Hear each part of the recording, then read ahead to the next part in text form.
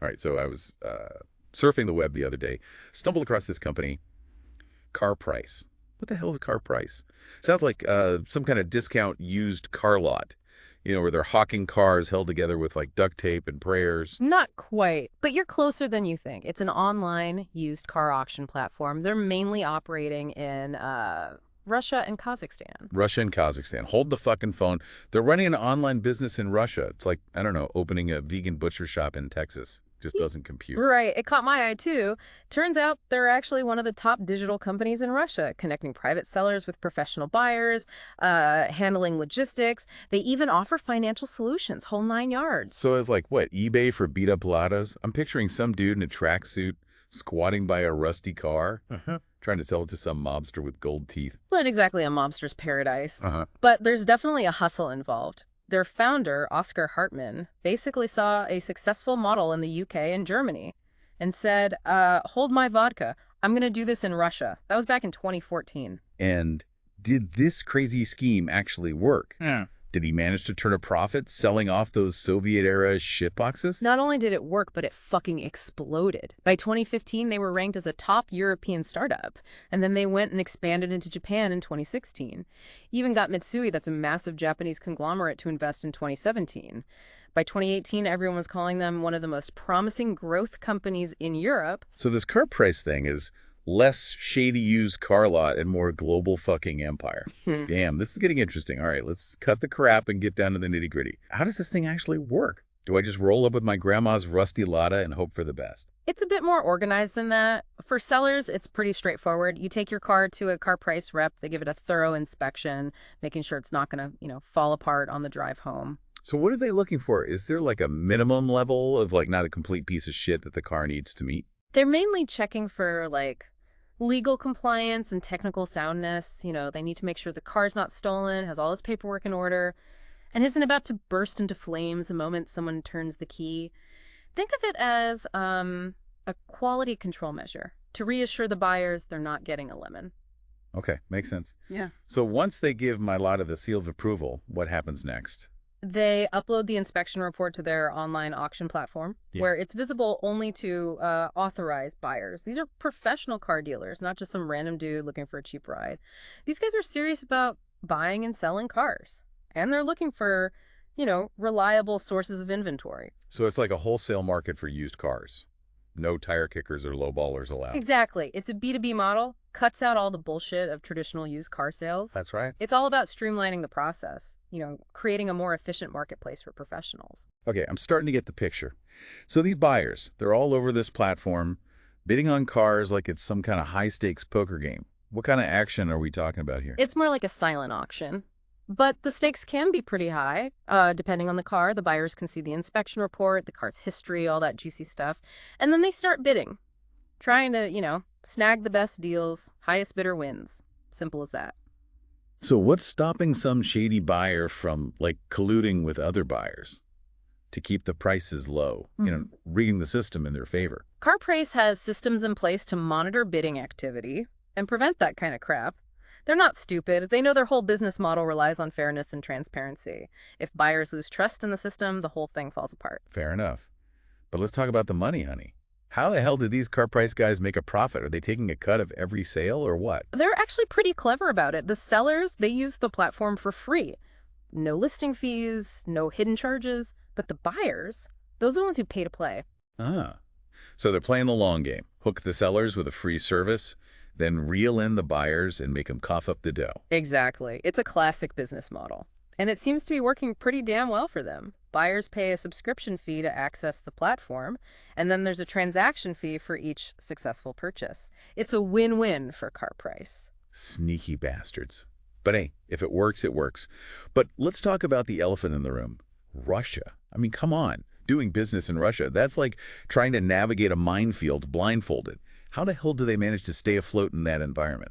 It's not for the faint of heart, that's for sure. Operating in Russia comes with its own unique set of challenges, from bureaucratic nightmares to, the ever-present threat of corruption. But CarPrice has managed to not only survive, but thrive in that environment. So are they greasing some palms? Playing ball with the oligarchs? What's their secret?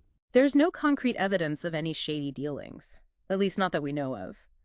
But it's worth noting that they've secured investments from some pretty big players, including Bering Vostok Capital Partners. That's a major private equity firm with a long history in Russia. Ah, so they've got some powerful friends in high places. That always helps when you're doing business in the Wild East. But let's get back to the cars themselves. We've been joking about Ladas and all, but what kind of rides are they actually selling on this platform? It's a pretty diverse mix, actually. You've got your beat-up, old Soviet-era clunkers, sure. But you also find a lot of newer models, foreign brands, even luxury cars. Russia's got a growing middle class with money to burn. Yeah. They're not just driving around in Ladas anymore. So it's like a used car melting pot. Yeah. You might find a shiny BMW parked next to a Lada that's held together with chewing gum and prayers. Pretty much. The point is, CarPrice offers a wide range of vehicles to cater to different needs and budgets. It's a one-stop shop for anyone looking to buy or sell a used car in Russia and Kazakhstan. Okay.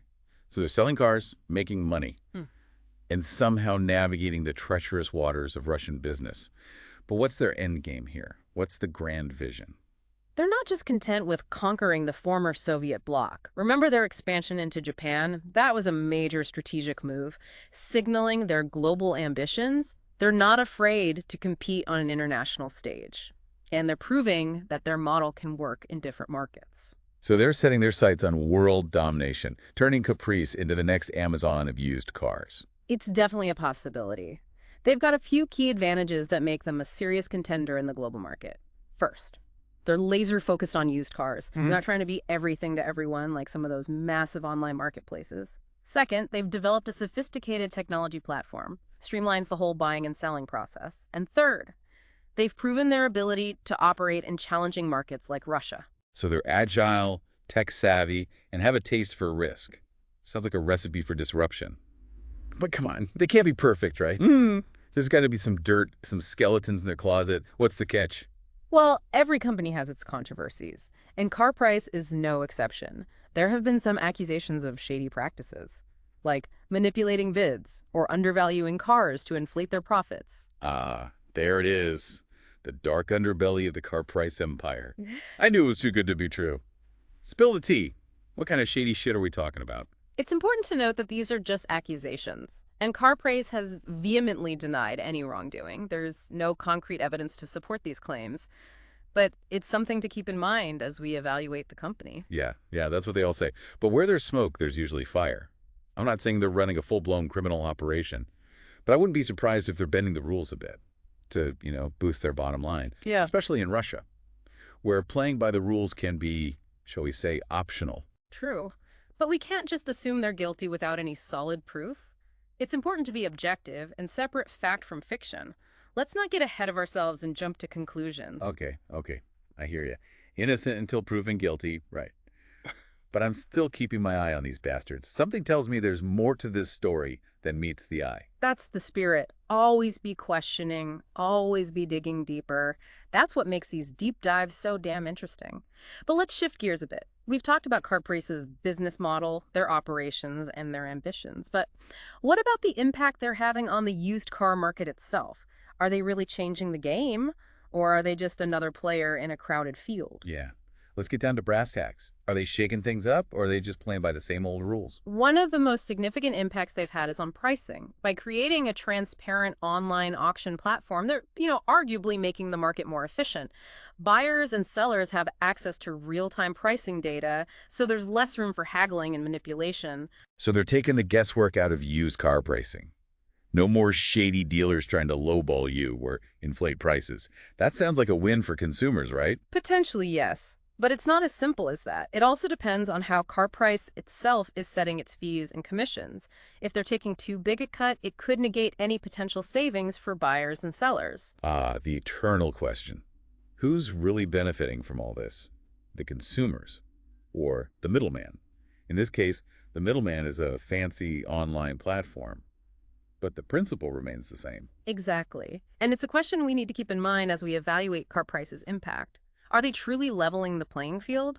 Or are they just creating a new form of information asymmetry where they hold all the cards? Damn, you're making me question everything I thought I knew about buying and selling used cars. This is getting deep. That's the point, my friend, to challenge our assumptions and delve deeper into the complexities of the business world. Okay, let's keep digging. What else can you tell me about how CarPrice is changing the game? Well, one thing that's often overlooked is their impact on logistics and infrastructure. Remember those logistics hubs and warehousing facilities they operate? They're not just storing cars, they're creating a whole ecosystem for transporting, inspecting, and processing used vehicles. So they're like the Amazon of used cars, building a massive logistics network to move cars around efficiently. That's a pretty accurate analogy, and it's a significant development, especially in countries like Russia and Kazakhstan, where transportation infrastructure can be a major bottleneck. Damn, these CarPrice guys are thinking big. They're not just disrupting the buying and selling process, they're reimagining the entire used car supply chain. But what about the environmental impact of all this? Moving all these cars around can't be good for the planet. That's a valid concern. The transportation sector is a major contributor to greenhouse gas emissions, and the used car industry is no exception. But there's a potential silver lining here. By making it easier to buy and sell used cars, CarPrice could potentially extend the lifespan of vehicles, reducing the need to manufacture new ones. So they're accidentally saving the planet by making it easier to buy a used clunker. That's some next-level irony right there. It's not a guaranteed outcome, but it's a possibility worth exploring, and it highlights the complex interplay between business, technology, and the environment. All right, you've officially blown my mind.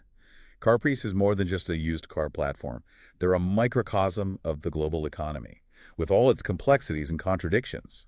But let's be real, I'm still a bit skeptical about their motives. Are they really trying to make the world a better place? Or are they just in it for the money? That's the million-dollar question, isn't it? And it's one that we can't answer definitively without more information. But it's worth considering the possibility that they're motivated by a combination of factors. They may genuinely believe in the transformative power of their platform, while also, pursuing profit maximization. So they're like a modern-day Robin Hood, stealing from the rich car dealerships and giving to the poor consumers. Not exactly, but the analogy is apt in the sense that they're challenging the status quo and potentially redistributing wealth within the used car market. Whether that's a good or bad thing depends on your perspective. Damn, you're making my head spin. I need a drink. But before we wrap this up, I gotta ask, what's the future hold for CarPrice? Are they going to become the next Amazon? Or are they destined to crash and burn? That's the billion-dollar question, my friend. And only time will tell. They've certainly demonstrated remarkable resilience and adaptability, navigating, the treacherous waters of the Russian market and expanding their operations despite geopolitical challenges. So they're like a cockroach. They'll survive anything. That's one way to put it, but I think it's more than just survival instincts. They have a clear vision, a strong team, and a proven track record of innovation. They're not afraid to take risks, and they're constantly, evolving their business model. So you're saying they're more like a chameleon, adapting to their environment and changing colors to blend in. Exactly. They're masters of camouflage, blending into the local market while maintaining their core identity, and that's what makes them so damn interesting. You never know what they're going to do next. All right, you've officially creeped me out. I'm starting to think these CarPrice guys are some kind of supervillain mastermind, plotting world domination from their secret lair in Moscow. Well, maybe not a supervillain, but they're definitely a force to be reckoned with. They've disrupted the used car market in Russia and Kazakhstan, and they have their sights set on global expansion. Whether they succeed or fail, one thing is certain. They're changing the game. Damn, that's a chilling thought. But I gotta admit, I'm kind of impressed. These CarPrice guys are ballsy, innovative, and maybe even a little bit crazy. I can't wait to see what they do next. Me too. And that's the beauty of business, isn't it? It's a never-ending story of ambition, innovation, and disruption. And CarPrice is just one chapter in that epic saga.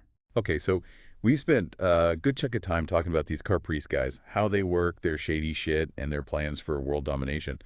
But let's switch gears for a minute and put ourselves in the shoes of the big boys, the Toyotas, the Fords, the GMs of the world. They see this CarPrice thing happening, this online used car marketplace eating away at their profits. What the fuck do they do? That's the million-dollar question. It's a scenario that's probably keeping a lot of auto execs up at night, tossing and turning in their silk pajamas. They can't just ignore this disruptor. They have to adapt or risk getting, left behind in the dust. So what's their play? Do they try to crush CarPrice, buy them out, or jump on the bandwagon? They've got a few options, each with its own set of risks and rewards. They could try to compete head-on, launch their own online used car platforms, try to out-tech and out-hustle CarPrice, but that's easier said than done. CarPrice has a solid head start, and they're already, deeply rooted in key markets. Plus, those old-school car companies are about as tech-savvy as my grandma trying to work a smartphone.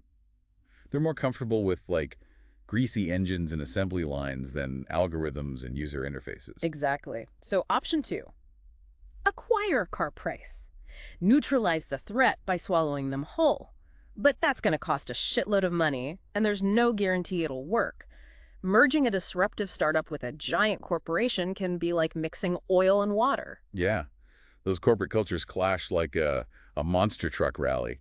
So what's the third option? If you can't beat them or buy them, join them. Bingo! They could partner with CarPrice, tap into their technology and market knowledge to boost their own used car operations. It's a way to embrace the disruption without completely losing control. So it's like a shotgun wedding.